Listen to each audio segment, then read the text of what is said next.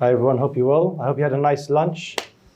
What we're going to do is we're going to start the session after the lunch so we can keep to the time as we have other sessions afterwards as well. So I'd like to introduce our next session, which will be understanding and solving the recruitment challenges in Saudi Arabia.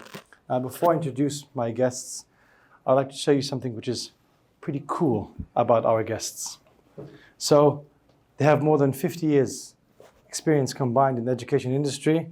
So a wealth of knowledge that they give to us today, which is fantastic. They've worked in more than 10 countries combined and on two continents as well. So we have a gold mine here. We have to extract some gold today. These are the countries that they've worked in. Again, can't fit everything on one slide, so more countries that they've worked in. So I'd like to introduce our guests. First, Dr. Richard Hester, the director at Miss Schools Academy. Hatem Mahmoud, who is the director of learning and development at Advanced Learning Company. We have Alec Nijad, if I pronounced it correctly, fantastic, managing partner at Aldenham Education Group. And we have Helen Oles, director of schools, the British International Schools in Riyadh. So welcome, three of you, appreciate it. So I'd like to start with Mr. Hatem, if that's okay. Mr. Hatem, first question to you would be, as a current leader, what should we be doing to ensure and promote the highest caliber of Saudi teachers and leaders? Take Mike. Thank you, Kian. So basically, the challenge that I have seen ever since I've arrived to Saudi 7 years ago in school management and school leadership is that Saudi caliber, they are there and they need to learn more and they need to grow, but the opportunities in terms of professional development, in terms of the capacity for them to exceed and excel is very limited. So I guess one of the main reasons why is the accessibility towards from these staff towards the professional development that is basically done and provided in English language. I have been approached by many Saudi calibers before so that they need to access this information. Some can be translated simultaneously, some can be delivered in Arabic, but not the main and the basic components that will help the Saudi caliber to reach the highest level that they need and then also grow on their career path from teachers to teacher leaders to middle management and senior management as well, which is, I think we have heard in the morning, the efforts that are being done by Riyadh schools to provide this for the Saudi principals and provide, and also Miss School Academy will speak about that, of course.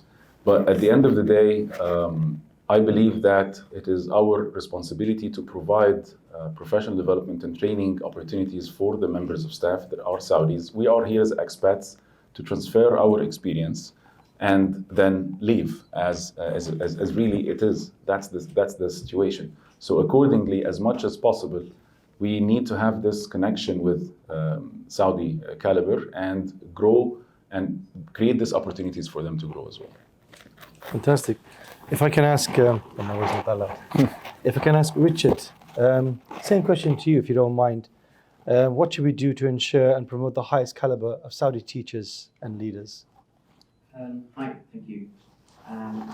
Just following on from what Adam said, one of the biggest challenges is mindset, and that's mindset of people like myself who are not Saudi and coming in and challenging this sometimes West is best kind of ideology that can permeate in many aspects of development.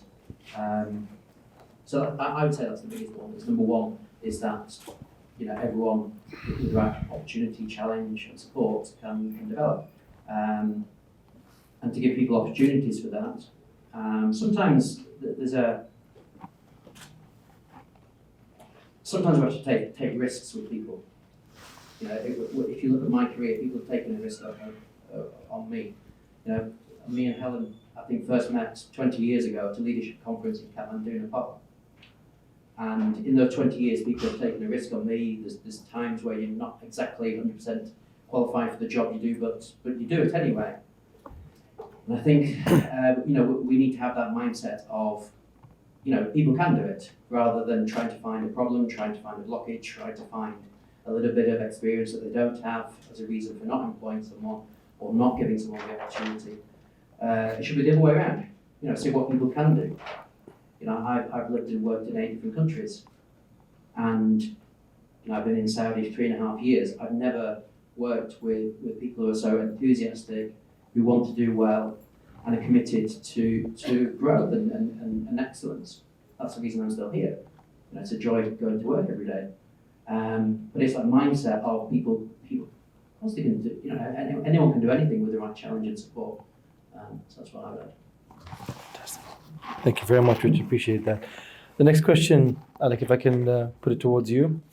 What role can foreign resources play in growing and maintaining the talent pool in Saudi Arabia? Thank you very much. Thank you for that question. And thank you for inviting me here today, this afternoon. I know it's the dreaded after lunch session, so try to keep you engaged as much as possible. I think it's vital in terms of, I think in one of our last conferences, I know me and Helen was joking that we come in pairs, but in one of our last conferences, I think I mentioned our view, Alderham Education Group's view, in terms of our role and responsibility, having being given the privilege of being invited here as one of the early invitations from the Royal Commission of Riyadh City. And we take it very seriously, our responsibility to grow and develop the local talent pool.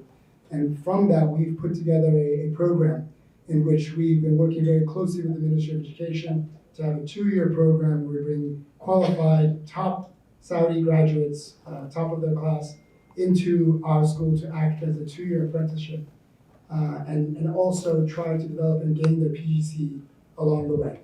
So in the sort of like an internship program within a organization, the summer between the first and second year of the program, whereby the Saudi teacher can act as a TA or CA, classroom assistant, and effectively shadow the sort of the British overseas teacher in order to develop and hone and enhance their skills. In the evenings and summers, working on their own certificate, the British qualification, to then enhance their already top level graduation credentials that they perceive themselves. This is just one of the programs we've instituted or plan to institute here and bring in deep conversations with the ministry, as well as we've done similar programs around the world. So in terms of foreign resources, I think we were talking about this before in the break, sometimes it's not always necessary to focus on what we can always bring from the outside, and there is definitely many of those programs and certificate programs that are of value, but how can we develop homegrown and tailored programs to help what we're doing on the ground in the context of each individual market that we're operating in. Thank you very much. And I like the last point you mentioned about homegrown. That's a really interesting, good point. If I can ask Helen, would you mind chiming in on that particular question as well in terms of foreign resources or homegrown resources, as you mentioned? What role can they play in growing and maintaining the talent pool in Saudi Arabia? Well, I'd like to, first of all, thank you for inviting me here today. It's a privilege to be able to speak to you this afternoon, and I'd like to echo what Alec has said as well. I think one of the things that really strikes me about being here in Saudi Arabia is the commitment to education. There's regular forums and opportunities to get together and really learn from each other, and I think that commitment financially and through the range of resources that are being put into education here shows that there's a real drive to develop, and our role is not to come in and tell people how to do it, but to be able to offer a vehicle by which that we can capitalise on that enthusiasm. What you were talking about, having people coming in and shadowing, is fantastic. I certainly think that working with teachers, particularly early career teachers, where they're working alongside really experienced teachers, raises the game for everybody. Because if you're working with perhaps a young teacher in the early part of their career, then you have to think about what you're doing in your classroom and why you're doing it. You might have been doing it for a very long time, and it makes you really think about what you're doing, and perhaps go back to the research. Well, what does the research say about this? And it just raises the game for everyone. So I see it as a partnership. You know, we might be working alongside colleagues within the local market, but they're helping us to be better at what we do as well. And I think that's really good. And it opens up that dialogue. Well, what does research say, and how does that apply in our different contexts? Are there some standards that we can use to ensure that we're all working at the same level and looking at what those international standards might be? So I think it's a really exciting time, and you know, the amount of money that's being invested in education here in Saudi is very impressive, and I really hope that moving forward education will continue to be invested in and revered as it rightly should be as a hugely important profession which is going to build the future of tomorrow and really lead into Vision 2030. Thank you very much. I appreciate that. Keeping the mic, Helen, if you don't mind, I'd like to ask you another question, if that's okay. What are the steps you take to make sure all recruitment documents are authentic, particularly those that maybe are not required for the visa process itself? Thank you. Well, this all goes back to safeguarding and making sure that we have checked, double-checked and got the right people in the building, because you cannot take any chances with your children in your care. So we start off with safer recruitment, have all the staff that are involved in the recruitment process being trained into safer recruitment, and to keep that training going regularly, because that means that you've got an eye on what is happening, and many sets of eyes, and that regular training makes you just think about, oh, have I checked this? Have I done that? So making sure you've done that, and then there are a whole range of other steps, and I'm sure I'm probably sort of talking to the converted here as it were, but there are lots of things that we do. So just double checking that names are consistent throughout documentation, and if there has been a name change, well, why? Was it a marriage? Was it someone changed their name? And making sure you've got the documentation to back that up. Have we got references, including from the last school that person worked at? We as a standard go for 3 references, making sure it's come from an authentic address, and also making sure that we've done a telephone check on those references to make sure that they are authenticated. Also making sure that we've done a social media check on people. We sort of triangulate, because you may get a small flag in one area, and the more you triangulate, the more you work out whether you've got a problem or whether it was just something that was not something that you need to worry about. Making sure that we've done police clearance checks on every country that person has worked in or lived in since the age of 18. Including the ICPC, the International Child Protection Certificate, which will also flag up on that whether there have been any concerns that weren't taken through to a final conviction. And that again just raises some flags if they're needed. When our staff arrive, we actually look and ask them for all of their original documentation, and we do a further check. Do the names and information double check with what they have given us in their application? Are there original seals, crests, signatures on things? And we ask to see all of the original certification right through from university and qualifications through to their police clearances as well. So it has to be a lengthy process, and we've got a big HR team that help us with that. But then you can say, we've left no stone unturned to make sure the children in our care are kept safe. Thank you very much, Helen. If I can echo that same question over to you, Alec, in terms of what steps do you take to make sure that the recruitment documents are authentic for those that are maybe not particularly required for the visa? I think Helen just gave us a tutorial on this, and we can actually take notes on that, how thorough that was. I think what I would add to that is something we had mentioned before in our conference, or some suggestions I've made in terms of developing a network of contacts between our schools, so we can be in constant communication with each other. So actually a second pair of eyes on some of the more trickier areas. Some things are much more straightforward. You can tick the box quite easily, but if there's a network of schools working with each other and speaking to each other, talking to each other about a particular case that might not be so straightforward, or something that is not so easy to just tick the original box, or where a situation where teachers have moved even within the country and have not notified the second school. We've had cases of that where actually one of our teachers is somewhere else, or vice, and so on, and may not have disclosed that they had worked somewhere previous to that. And why is that? What's the reason for them not disclosing that? What was the situation or the circumstance that created the need for them not to mention the fact that they worked in the previous organization? These are only come out through communication and some systematic channels, like so in terms of more of a periodic type of interaction, rather than sort of the one-off conversations at these conferences, which are still valuable. But I think we should start developing more of a network between the headmasters particularly, in order to have that regular communication. Thank you very much. And I think what you just mentioned now, one of the benefits of having these conferences is that the headmasters all meet. Yeah. And by doing that, then you can start that network creation. That's fantastic. Thank you very much. Richard, if I can go to you, please. So Richard, I'd like you to elaborate on a point here, if you don't mind. Developing effective training to aid retention. Could you elaborate on that a bit more for us, please? Sure. We often talk about retention or attrition as a problem.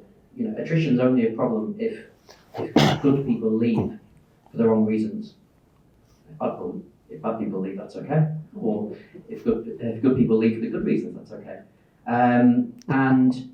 There's a range of strategies for that, but it starts with culture. It starts with a culture of, can you develop a culture where, yes, professional pride is celebrated and valued, but also along with humility. I've never seen good teams operate unless you have both those elements. And to create a culture of that, to create a culture of growth where it's okay to make a mistake. Some people don't like making a mistake, and without making mistakes, you're stuck a little bit. So it has to start from that culture of. Otherwise, you can spend money on certificates, on courses, on partnerships with universities, and it's all useless because it has to match your setting, it has to match your context. But going back, there's a famous investor who said, pain plus reflection equals progress. And giving people the opportunity to to make mistakes and celebrate mistakes and have that culture. We talk about done is better than perfect. This pulse an ideology of perfection. Sometimes it inhibits people. But then you have a range of strategies. Within our organisation, we have the whole range, like everyone else, of partnerships with universities, of different professional courses, down to giving staff the opportunity who want to run a 6-week course because that's their passion on a gap that we've identified. That's great professional development. But the culture and role modelling of growth and not being afraid of everything being perfect is a big one for us. Cool, thank you very much. One of the things you mentioned, you said mistake. One of the quotes I really love and I always echo is, I don't fail, I either succeed or I learn. And that's a nice quote that when you were saying that, it came to mind. It's a favorite quote. I use it all the time among staff in my school, always. It's a very, very nice quote. Hatem, I'll pass the mic to you if you don't mind, to kind of add on to what Richard has said in terms of developing effective training to aid retention. Yeah, it's all has been said in a very beautiful way, honestly, but I think the key word here is exposure. And when we speak about also back to the Saudi calibers, that is a passion of mine, and I keep highlighting that. It is good, as you mentioned, to have certificates and of course it is essential, not only good for qualification for teachers, but again, on the long run, we need international schools to collaborate together so that the Saudi calibers in each and every school can learn from each other. It's not only to learn from the experts that are going to come or the experts that they will shadow as teachers or teacher assistants, but also to create this opportunity for exposure so that, like visitors with accreditation, for example, if you visit a school and you learn about that school, it's as if you have actually worked in that school. So accordingly, and likewise, if we open up the opportunities for Saudi teachers to interconnect in venues like that and in also visits as well. So they will be able to go to a school and get the experience from that school and come back to their school and enrich on it. So this is kind of an ongoing, creating a professional learning community, because at the end of the day, he who dares to teach must never cease to learn. So this is kind of a continuous learning and professional learning opportunity that we need to come together as international schools and provide it for the Saudi caliber. Fantastic. I'm going to give you the mic back in 1 second. So thank you very much for answering all those questions. Really appreciate it. The next question I'd like to ask for you, Hatem, is we've seen education, I mean, you've been in the country for quite a long time. We've seen the change of education over time, especially in the past 4 or 5 years. Where do you envision in the next 5 years? How do you see education look like in Saudi Arabia, particularly Saudiization with all these training programs, etc.? Okay, a short answer. 5 years from now, this conference would be held and created by Saudis and not by us. Done deal. Ideally.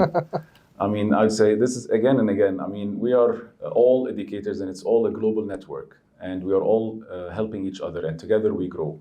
But at the end of the day, if there is, the government creates this Saudization policy and we as non-governmental organizations or public or private sector need to work together to help this vision get to reality. So accordingly, highlighting again the importance of creating a teacher Saudi caliber that is up to the level and upskilling of them so that they can actually take on their experience and their responsibility moving forward. Thank you, Hatem. I would like to pose the next question to Alec, if you don't mind. So sometimes when schools are recruiting for the year to come, it's always difficult. When do you start? Will I get the visas in time? Will the teachers arrive? You know, and all that, it comes as a package.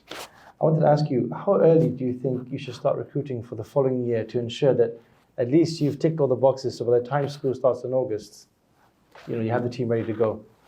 I think that's very important. I mean, we have to first distinguish between growth schools and sort of the more mature, established schools, because that definitely has an impact in terms of, you know, how far and how fast that we are recruiting. But let's just take the average case and what we try to do.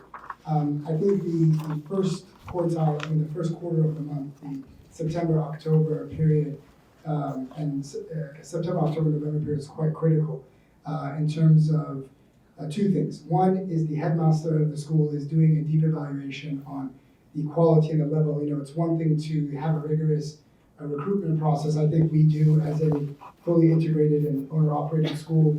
We have a very in-depth process in terms of hiring. We have our recruitment firms as well as everybody has, but we also have our HR department in the UK at our head school in London, which does a screen on our applicants. Those resumes come into the headmaster at the school. Last year, we had a founding head who spent the last 11 years being the head of the primary school in the UK, who came here to be the founding head. And she did the first round and first layer of interviews.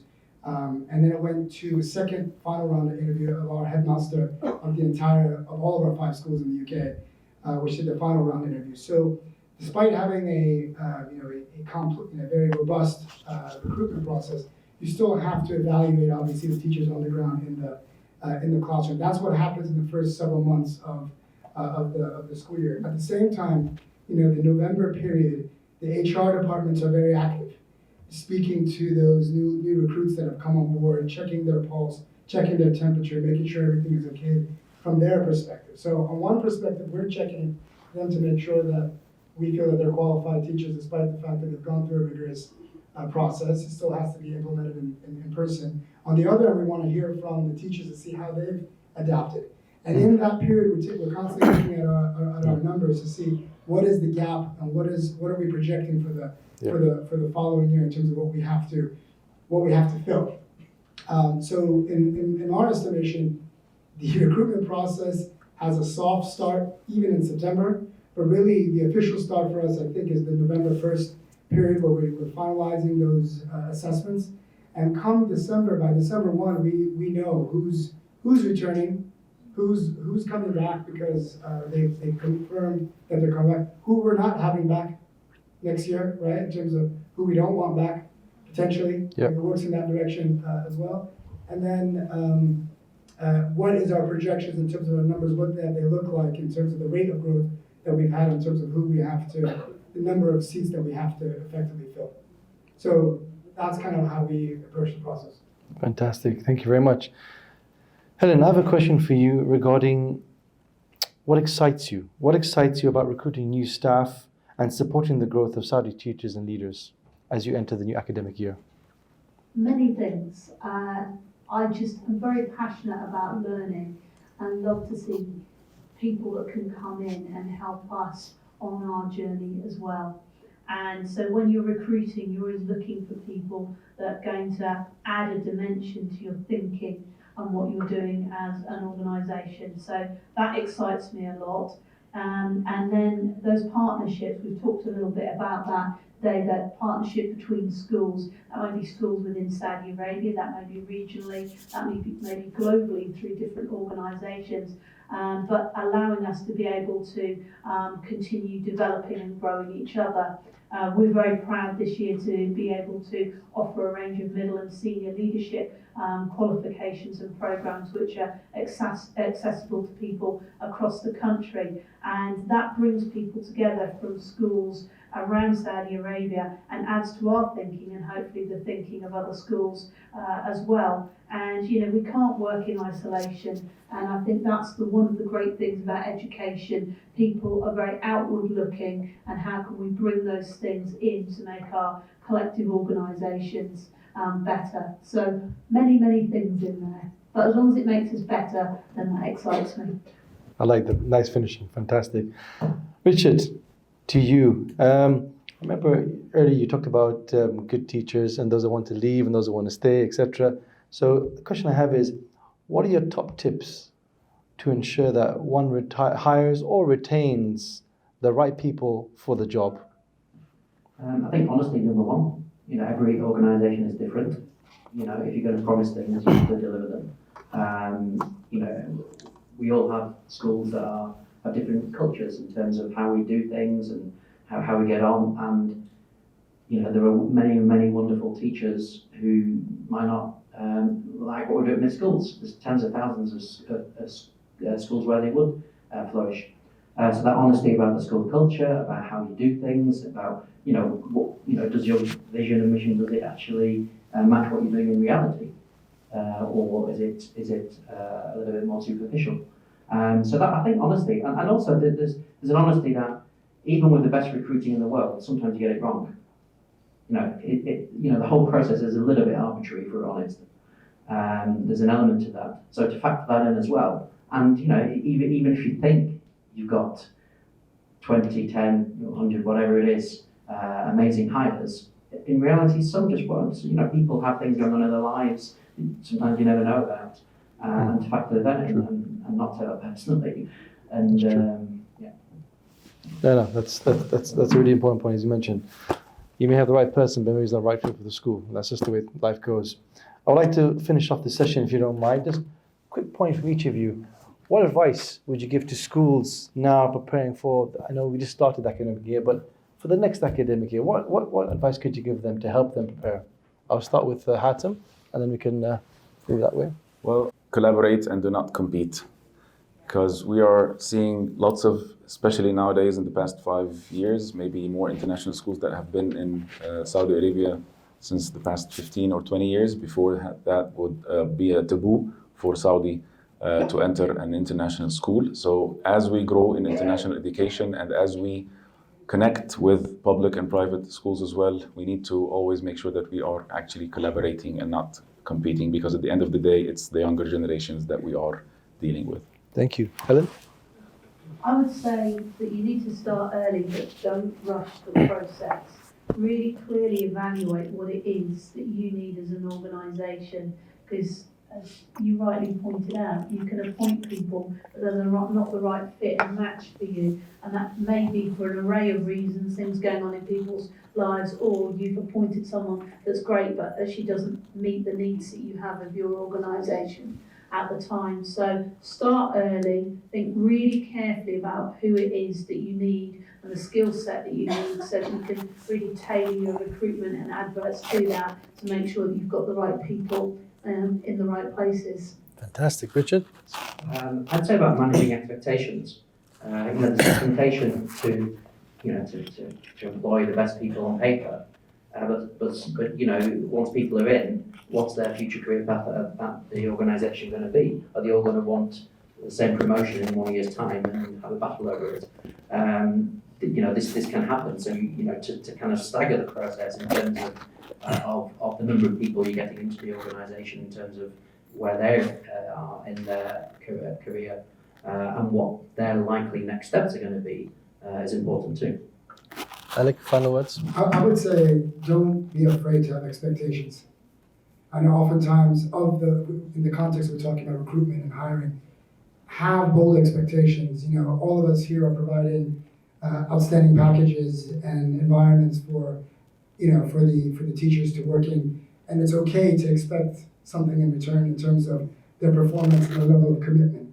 Oftentimes we find in the education sector is more of a communal approach where we try to do everything a one size fits all for everyone, and it's sort of the opposite of how it works in other industries where there's more individualism in those institutions. Let's not be afraid to have expectations and treat people as individuals rather than communal bodies of amorphous groups that are spoken to in one language.